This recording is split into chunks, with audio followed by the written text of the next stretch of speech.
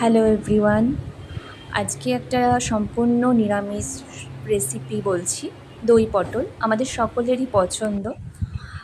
প্রথমে আমি পটলগুলোকে ছুলে ভালো করে লাল লাল করে ভেজে নিয়েছি। আমি কি সাদা তেলেই করেছি, সর্ষের তেলে করলে ভালো হতো, তো আমি সাদা তেলেই করেছি। নুন হলুদ দিয়ে ভেজে নিয়েছি লাল লাল করে।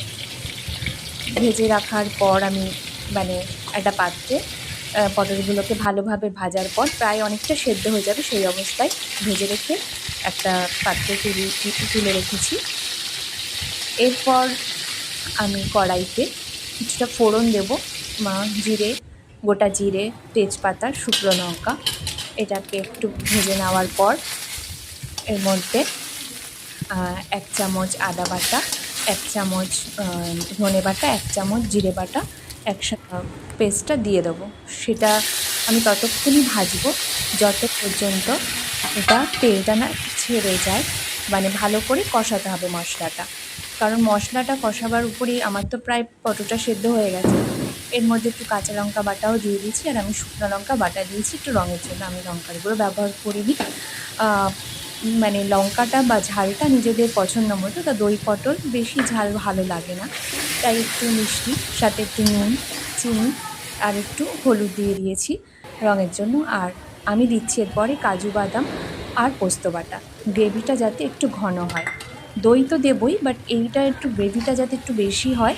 আমি 6টা পটল দিয়ে করেছি, গ্রেভিটা যাতে অনেকটা হয়, সবার গ্রেভিটা ভালো লাগে, তো সেই কারণে চিনিটাও দিয়েছি। টক যেহেতু দিয়েছি, ঝাল দিয়েছি, চিনিটা দিয়েছি রঙে একটা সুন্দর স্বাদের জন্য, একটা সুন্দর ঝাল মতো যে ব্যাপারটা সেটা করার জন্য। এরপরে আমি দিয়েছি ওর মধ্যে হলো একটুখানি গরম মশলার গুঁড়ো। নামাবার আগে প্রায় সেদ্ধ হয়ে এসছে, তখন নামাবার আগে গরম মশলা আর ঘি দিয়েছি। আর সব শেষে দিয়েছি কিন্তু আরেকটা জিনিস, সেটা দিয়েছি মাত্র শুধু একটা সুগন্ধ হবে বলে, খুব সুন্দর লাগে। সেটা হলো আমি দিয়েছি একটু কসুরি মেথি। কসুরি মেথিটা খুবই ভালো লাগে দিলে, যেমন আমরা পনিরেও দিই, ভালো লাগে খুবই। তো এই রেসিপিটিটাও দিলে কিন্তু ভালো লাগবে। আমি এভাবেই করি।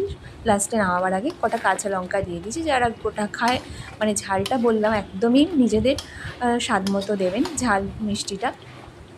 তো এটা খুবই সুন্দর রেসিপি, আপনাদের সবার খুব ভালো লাগবে।